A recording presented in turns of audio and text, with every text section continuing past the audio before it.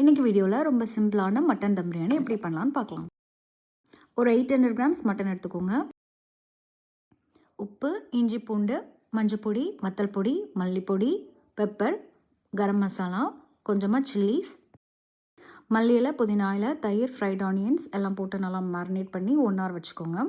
குக்கரில் oil add பண்ணிவிட்டு மலமலன்ட்டு மட்டனை கொட்டுங்க. ஒரு 4 விசில்ஸ்க்கு மட்டனை நல்லா குக் பண்ணி எடுத்துக்கலாம். ஒரு 1 kg ரைஸ் நல்லா வாஷ் பண்ணி எடுத்துக்கலாம்.